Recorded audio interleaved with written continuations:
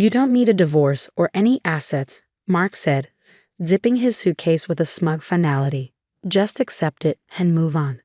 His smirk made my blood boil, but I kept my face neutral, watching my husband of 12 years pack up his life like it was nothing more than a weekend getaway. I'm Olivia Barrett, 35, and at this moment, I was watching my marriage unravel in the bedroom we once dreamed in, while his 20-year-old girlfriend waited in a car outside. The same house we built together, the one that was supposed to be our forever. So that's it? I asked, my voice far steadier than I felt. You're just leaving with Amanda and expecting me to stay legally married while he play house with her. He paused, raking a hand through his graying hair he'd started dyeing recently, a detail that now screamed midlife crisis. Look, a divorce would be messy, he said. This way's cleaner. You keep the house. I keep my assets. Everyone's happy. I nearly laughed. Almost. Everyone's happy, I repeated, soft and sharp. Is that what you tell yourself at night to sleep? He gave me that look, tired, irritated, impatient, the one I'd seen more and more over the past year. Don't start with the guilt trips, Olivia. We both knew this was coming. Things haven't been right for a long time. Of course they hadn't been right, not since the late nights at the office where Amanda just happened to intern. Not since the secretive texts, the locked phone, the way he picked apart everything I did, from my job to the clothes I wore. You're right, I said, surprising us both with a calm in my voice. Things haven't been right, but I think the rot started a lot earlier than you realize. He didn't catch it, too busy checking his watch. Amanda was probably getting restless. Young love has no patience. I left enough money in the joint account to cover bills, he added, like a parting gift. I'll handle my stuff from Amanda's place. No legal mess, no drama. It's fair. Fair. I thought of the meetings with my lawyer, the documents tucked away in my home office, the plan I'd crafted while he was busy playing the carefree boyfriend. Mark always did underestimate me. Thought I'd just take whatever scraps he threw my way. A horn honked outside. Amanda's way of hurrying him along. Mark grabbed his suitcase and headed for the door, pausing just long enough to say, "Don't make this harder than it needs to be, Olivia. This is the best solution." I followed him to the front door, where the rest of his bags sat waiting. Through the window, I saw Amanda in her red convertible, flawless, checking her makeup in the mirror, oblivious in the way only the young can be. "You know what, Mark?" I said as he hoisted his bags into her trunk. "You're right, this is the best solution." He turned to me, caught off guard. "Really?" "Really," I smiled. "Go live your new life. Don't worry about me." He hesitated, unsure. This wasn't the scene he rehearsed in his head. No tears. No begging. Just calm compliance. "Good," he said finally. "Glad you're being reasonable." As he slid into the passenger seat, I called out, "Oh, and Mark, enjoy the next 2 weeks." He frowned. "What does that mean?" I only smiled and waved as Amanda's car pulled away, disappearing around the corner of our quiet suburban street. Inside, I went straight to my office and opened my laptop. Time to begin. He didn't know I'd been ready for this. I'd seen the signs, and while he was planning his new beginning, I was quietly gathering evidence, every lie, every shady transaction, every late night that didn't add up. I grabbed my phone and sent a single text to my lawyer. "He's gone. Time for phase 1.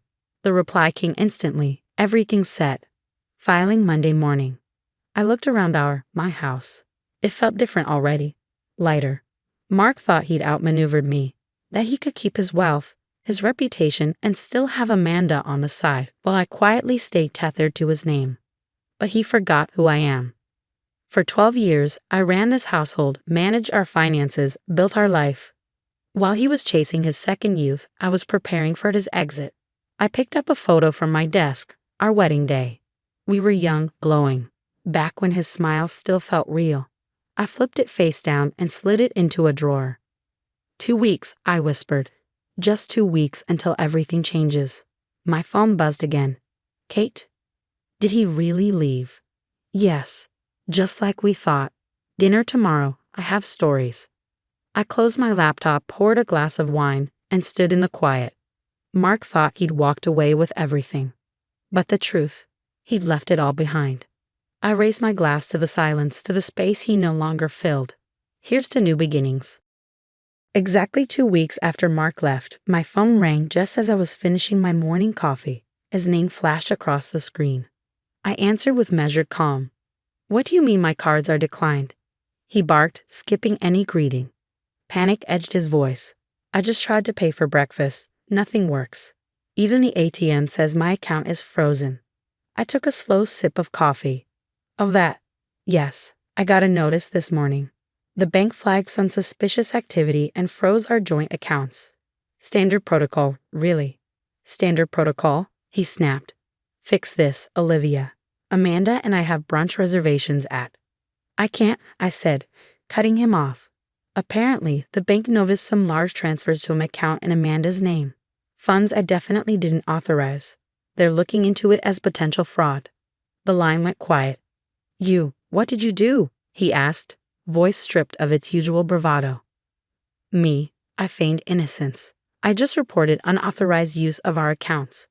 Thought maybe your identity had been stolen. Surely you wouldn't use marital funds to bankroll your affair, right?" I heard Amanda's voice in the background asking what was wrong, followed by the unmistakable sound of Mark breathing harder. "You've probably noticed your credit cards are frozen too," I continued casually. "Credit card companies take fraud reports seriously. Very efficient when it comes to locking things down." "This is insane," he hissed. "I'll just call the bank and—" "And say what?" I asked sweetly. "That you needed the funds to play house with your 20-year-old intern, while still legally married. Best of luck with that." My doorbell rang, right on schedule. "Hold on, Mark," I said, not bothering to mute the line. "Someone's at the door."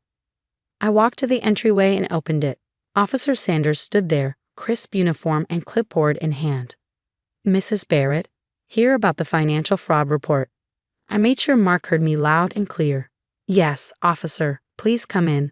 I've got all the documentation ready." "Olivia?" Mark's voice came through the speaker, rattled now. "Wait. Who's at the house? What's happening?"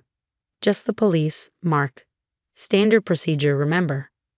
He cursed under his breath. "Listen, we can talk about this. I'll come over and—" "Oh, before I forget," I said, stepping back into the living room, "you should know I filed for divorce. Your lawyer should have the papers by now, and so does Mr. Peterson." The line went dead silent.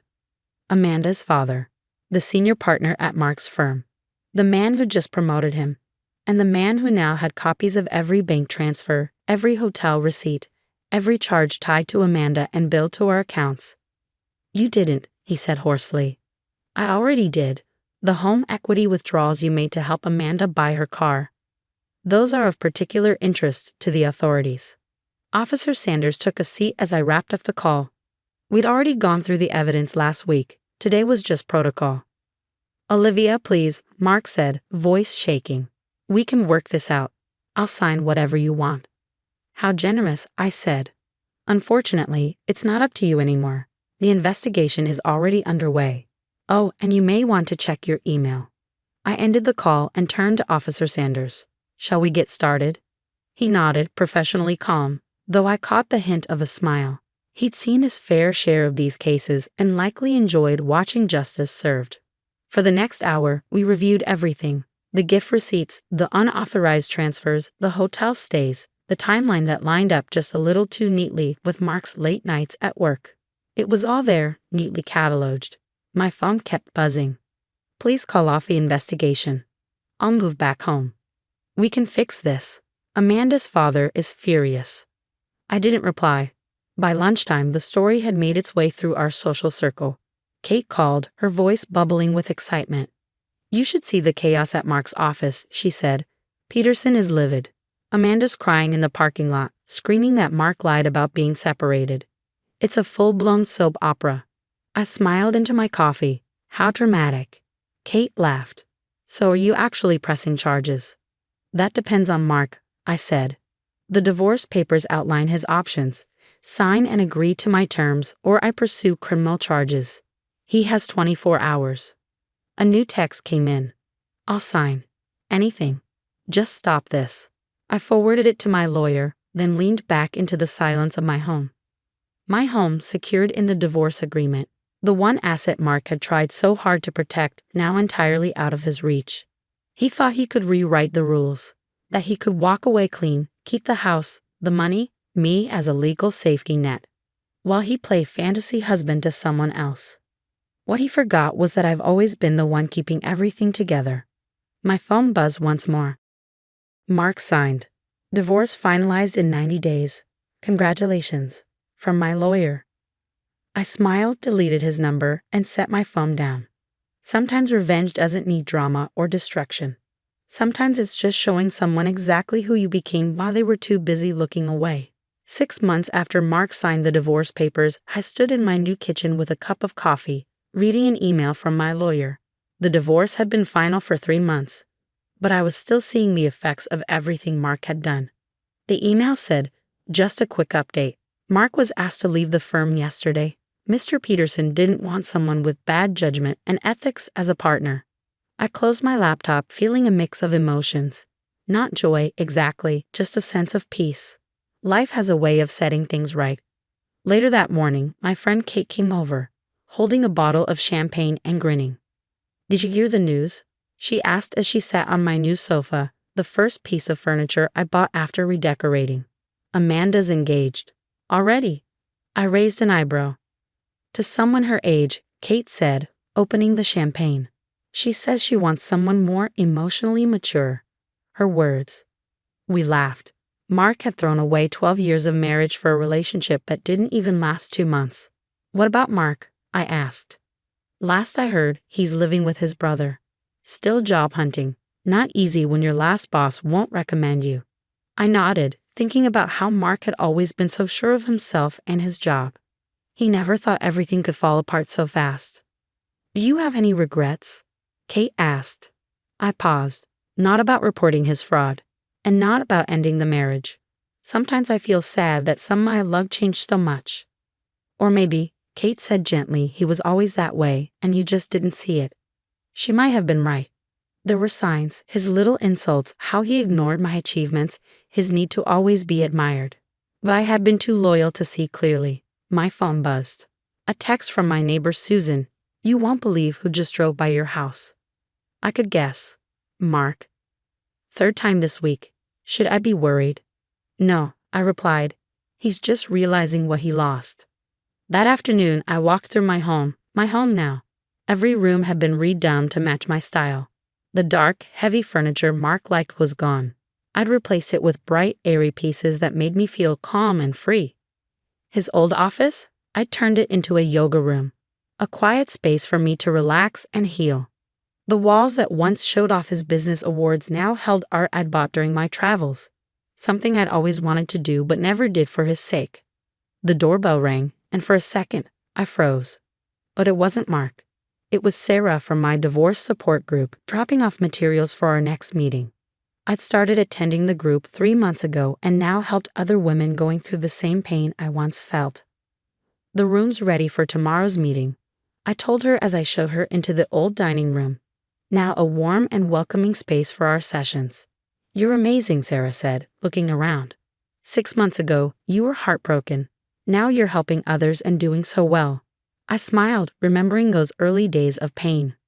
Sometimes the hardest moments in life help you find your true strength.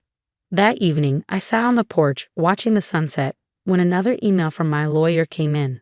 Mark had tried to undo the divorce terms, saying I pressured him into signing. The judge said no. I archived the email and didn't respond. Mark's attempts to twist the story didn't matter anymore. He had wanted to keep me legally tied to him while living another life. But in the end, it was his choices that set me free. Then my phone buzzed again. A message from an unknown number. "Mark, I miss you. I made a mistake. Can we talk?" I deleted the message and blocked the number. Some stories are better left in the past. I looked out at the garden where spring flowers were starting to bloom. I felt peaceful.